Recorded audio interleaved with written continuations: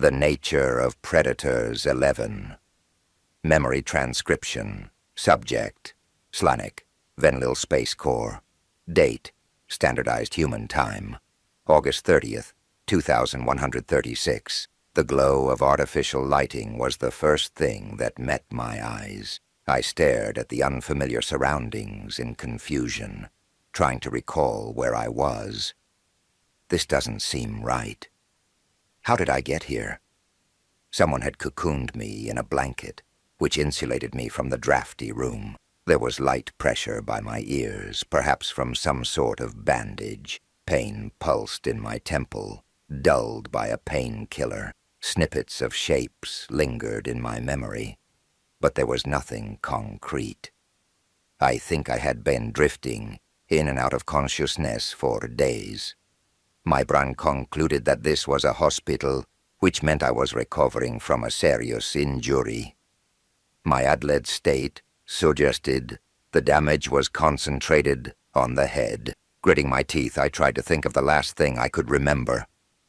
2 Arcsur bombers were chasing my spacecraft, and after that, everything got fuzzy. How was I still alive? It had seemed to be a hopeless scenario. There was a grim certainty that they would catch a small ship. Sooner or later, there were vague recollections of being paralyzed in fear, plastered against the seat.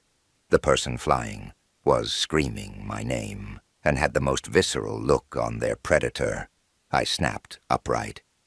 Marcel, where is Marcel? What happened to him? Easy. Calm down. A gentle voice came from my right.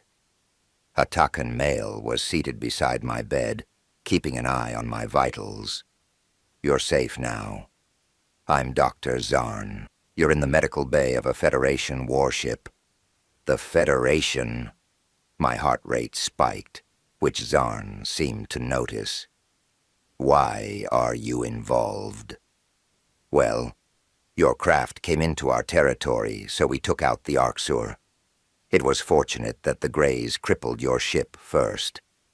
If they didn't, our boarding party wouldn't. Where is Marcel? I blurted. The rush of panic was best described as gasoline lacing through my insides. It was not safe for him to encounter unprepared aliens alone, when his appearance was so jarring. My mind leapt to the worst-case scenario. Had the Federation killed the human on sight?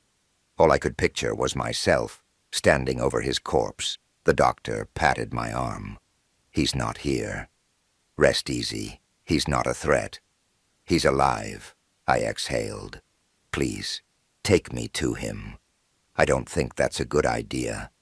I need to see him. I won't be able to function if I don't. I staggered to my feet, but wobbled when I tried to walk.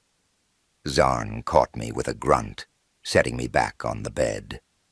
Sympathy flashed in his amber eyes, as if he sensed my desperation. The doctor retrieved a wheelchair from the storage closet and eased me into it. Captain Sovlin is going to kill me, but if that's really what you need to heal, then all right, Zarn grumbled. The Takan doctor pushed me into a hallway, steering us past maintenance rooms and lounges. My concern intensified as I received pitying stares from the crewmates we passed. It reminded me of the look people had when they learned a species' homeworld had been destroyed by the Arcsur. Had the Federation assumed that humans attacked Venlil Prime? Oh God, how long have I been out? They would at least hear Marcel out, right? They're rational people. I tried to convince myself. I need to back up his story before something terrible happens. I have to speak to their captain at once. A pair of automatic doors creaked open, and Zarn rolled me into an observation room.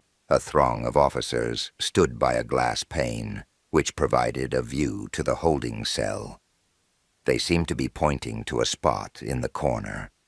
From their whispers, I caught the words non-responsive and hungry. My blood turned to ice as I realized what the tan mass in the nook was. Marcel was curled up in a ball, hugging his knees to his chest. The human was shaking from head to toe and looked gaunt enough to hardly be recognizable. His coverings had been removed, leaving his form exposed and barren. His face was buried in the wall, so I could only see the purple bruises lining his spine. A desperate scream poured from my mouth, high-pitched and agonized. I flung myself toward the window, crawling on all fours. The sounds of the doctor trying to pacify me and the bewildered shouts of the captain registered, but I drowned them out. "Marcel!" I shrieked. Pain laced through my vocal cords from the volume, but I hardly felt it. The human lifted his head, craning his neck toward the glass. The moment his face became visible, I gasped in horror. Claw marks traced down his right cheek.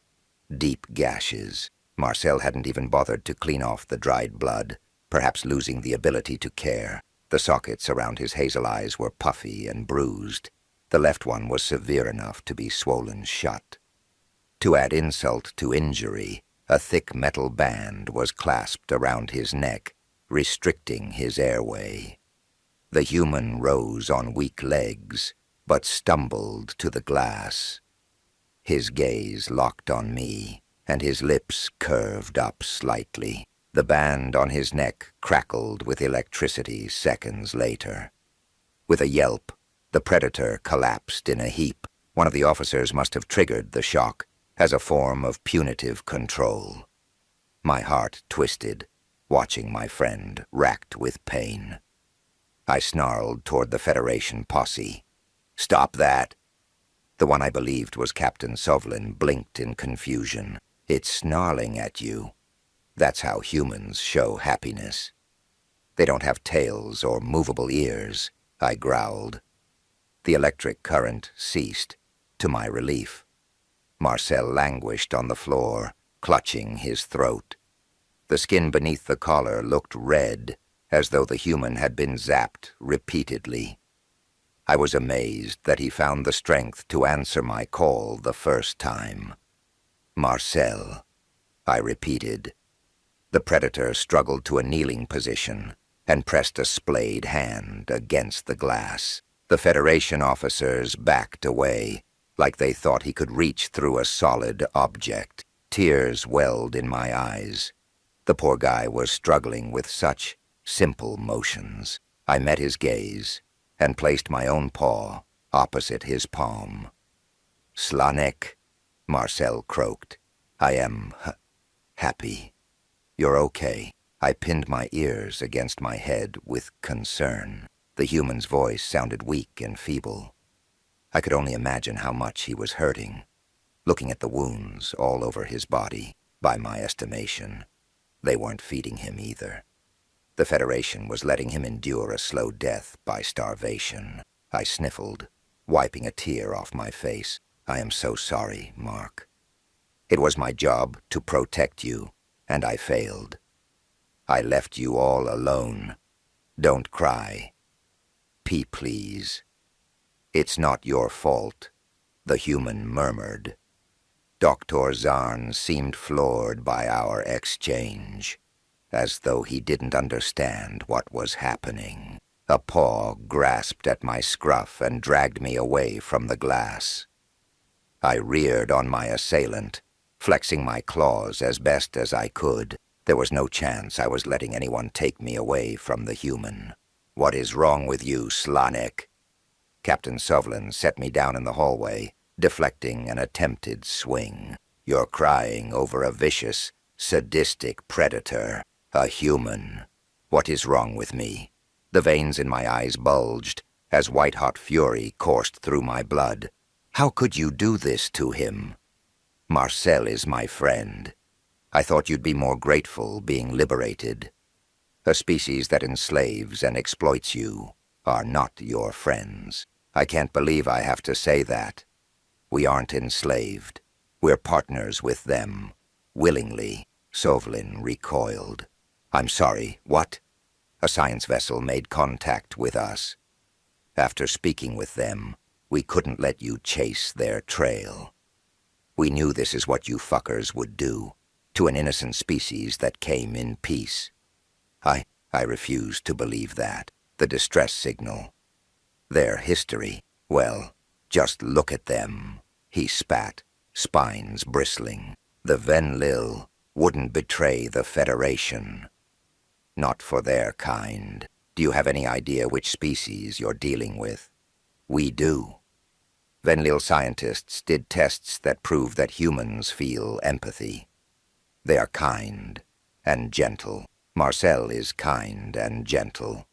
Kind and gentle? As if. I can think of a quick way to sober you up.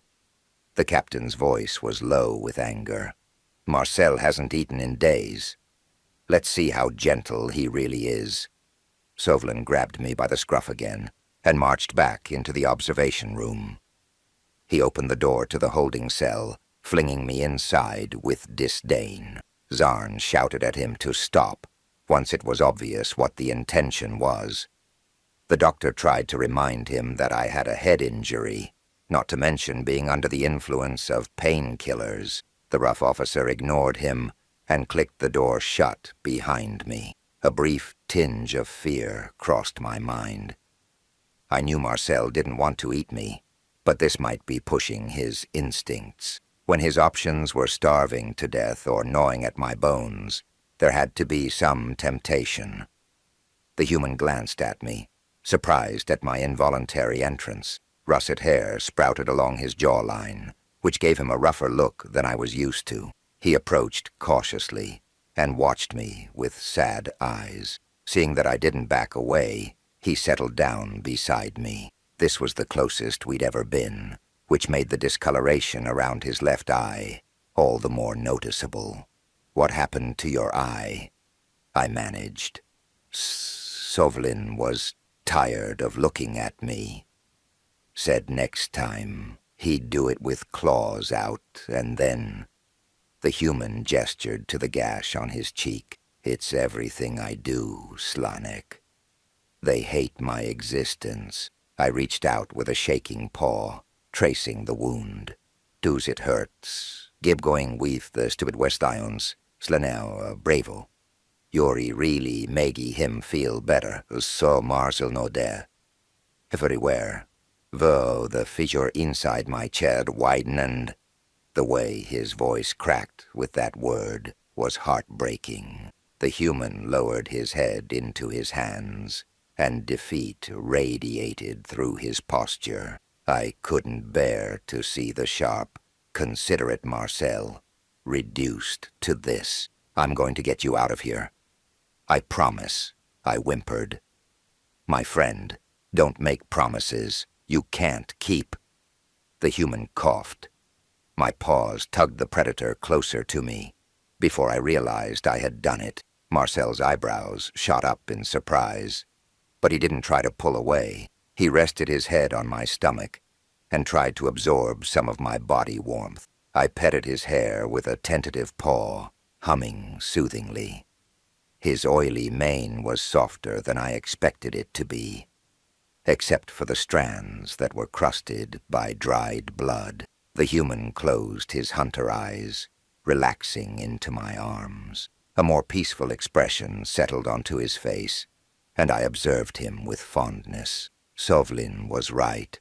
I saw exactly how gentle Marcel was. With his bruised skull cradled in my lap and his shivering body snuggled up against me.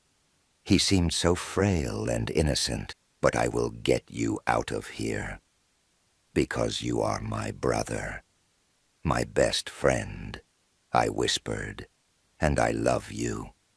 I thought Marcel didn't hear me, because there was no reaction or response.